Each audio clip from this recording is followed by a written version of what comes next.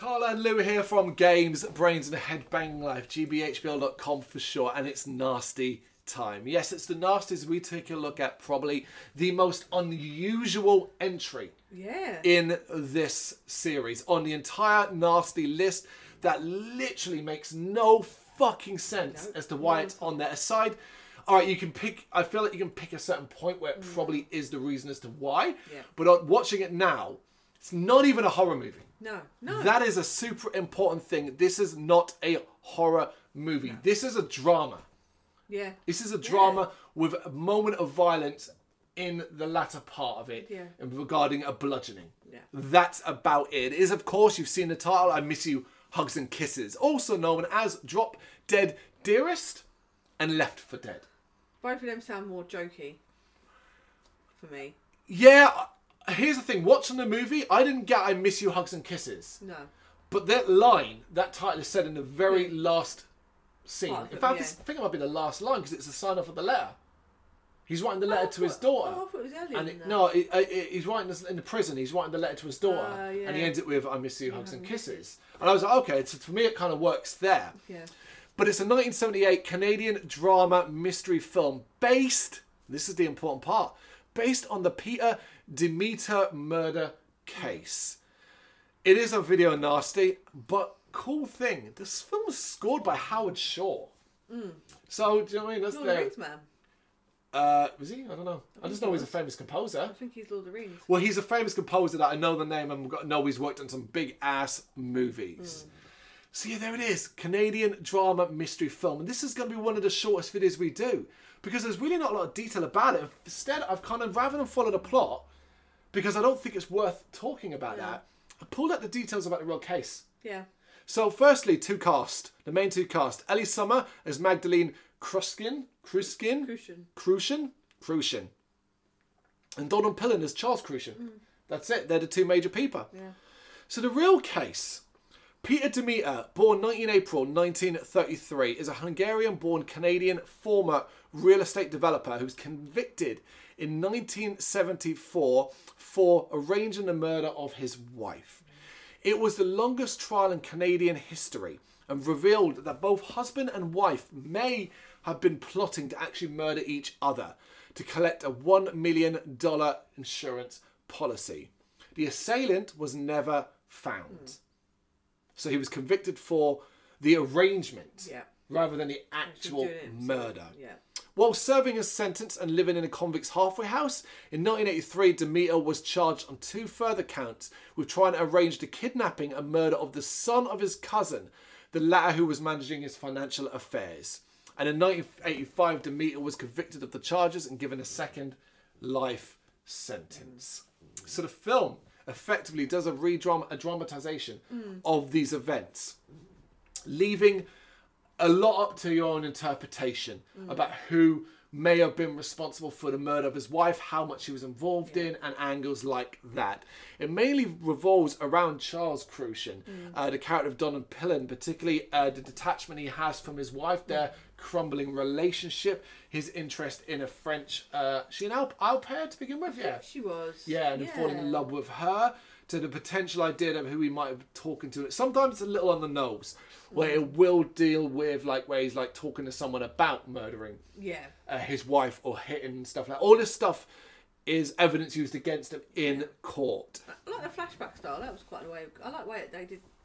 This film did a whole flashback style. It always felt like it was a dream sequence in the sense that it was clear that it was a flashback style. Now, we were a bit puzzled at first over how this movie was playing out, but I'm going to be straight out with you. I found this to be a compelling watch. It was.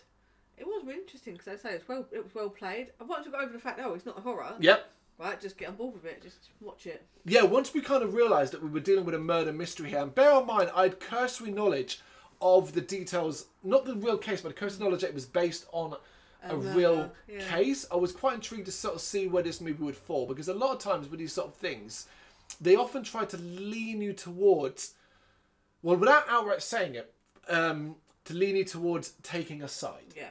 I still think this film does that.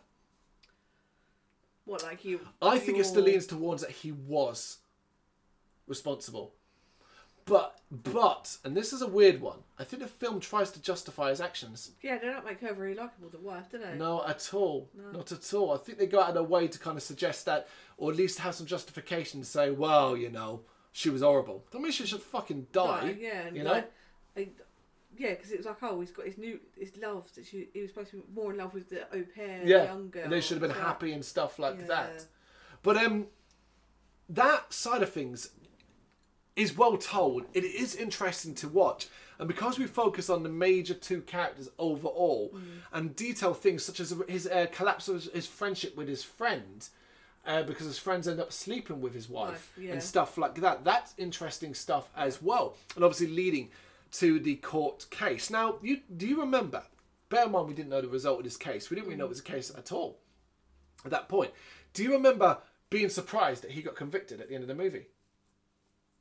I think we were, weren't we? I was. I remember being surprised because I think we thought, okay, no, there's not enough evidence to go on. No, they kind of went the fact that like she was well known to have been cheating, interested in his money affairs, and like she was spaffing his money away.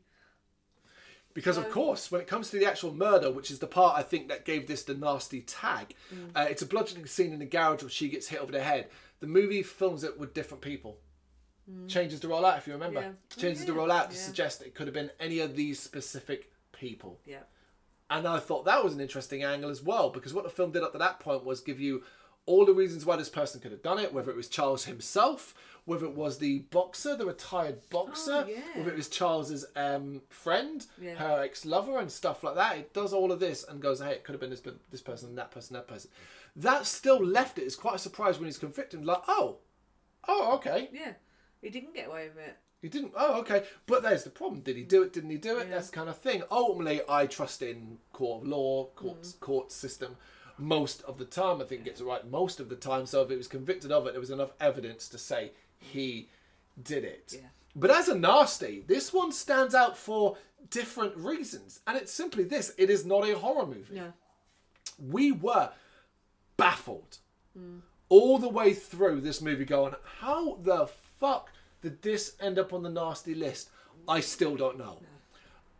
All it comes down to is potentially the bludgeoning scene. And it's like a part at the end of the movie with some bludgeoning was enough to get this. And it shows you how fucked up that list was. And it's really interesting that at the moment we're kind of doing a little run of recording videos, this one included, where you're left going, huh? Yeah. This one? Yeah. Really bizarre, this one. But I was aware before we started watching it, this was not a horror movie. That made it more appealing to me, because I'm like, particularly when you're doing this list and you're going through cannibal rubbish, the terrible movies, Nazi exploitation, and movies that haven't had redistribution in the UK, making them very difficult to find to watch in this country. To come across something that says, "Hey, we're not a horror movie, we're a drama mystery film." I'm like, I really want to see this because I really want to see why the fuck this got on the nasty list. Yeah, interest of it. Yeah. The only other thing I could think of is there is sex. But even then, like, sensibilities. Films would have been worse than that. It comes down to this simple thing, which is why the BBFC exists these days, as it does, which is the simple fact that movies like this, even if this one wasn't necessarily on purpose, got around the classification system because of the issues back then, the way they did, and had this simply been run through the BBFC, you might have seen, look, that bludgeoning scene needs to be trimmed down, cut a little bit, or maybe it would have been fine, and you'd be given a 15 or an 18. Yeah. And that's it. You could have shown someone lifting up a weapon, and then next shot her on the thing. Like, it's quite an easy way of doing it. Yeah, actually, no, we'll agree on that. There was actually no reason to have that bludgeoning scene, the violent bludgeoning scene in this movie. Considering the tone of it up to this point, I wouldn't say it's jarring, but it certainly feels unnecessary when you contrast it to the entire tone of the movie. And you're right, you could cut it and film it in a different way to completely give. In fact, court photos. I would argue that you could do it this way, which would tie into sort of surreal nature of the storytelling, including the flashbacks and all that. Which is, you start with hand up. Yep. But then you cut, you can hear the sound of the thump. Yeah. But then you cut to say her hand stretching out like that kind of thing. Then stopping, like she's and that's it. Yeah. And that's it. We get it. We know exactly what happened there. It's a weird. Obviously, it sticks out for so many reasons. I mean, that's a good thing on its part. Well, that's what I was about to ask you. Do you think it was a good movie overall, though? E.g., would you want to watch this again?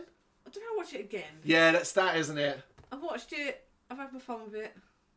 It's gonna stand out as one of our more unique watches in the Nasty list. Eventually, when we get to the end, we're going to have to revisit mentally all these movies for a tier list. Don't worry, I'll get brief synopsises up, and then we'll just do it that way. But this one is definitely going to be one that I think we're going to repuzzle over as to where it lies, because it does stand out, as I keep coming back to, for the lack of horror. It's why we're not really going to spend much time recording, like talking about it here as we are, because there really isn't much to it. It's based on a real event, a real court case, obviously dramatized. I read about it, I took some notes for it, and I didn't think it was that interesting either as a real life court case. You know, I realised, you know, it's real life, it ain't going to be that interesting, but I was kind of like, why was this worthy of dramatisation? What's been the length of the case? I think it's notable for that more than anything else. But the end result is just something that stands out, an oddity on the Video Nasty list. What do you reckon? You seen it? You got any thoughts? You know what to do. Let us know in the comments. Thank you very much for watching. You can check us out on gbhbl.com, as well as on Facebook, Instagram, Twitter and Tumblr. Go to Patreon to help us out over there. That's patreon.com/gbhbl, as well as Big Cartel, where you can find some of our merchandise.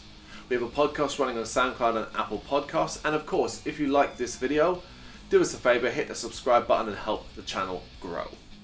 Games, horror and heavy metal. What else is life for?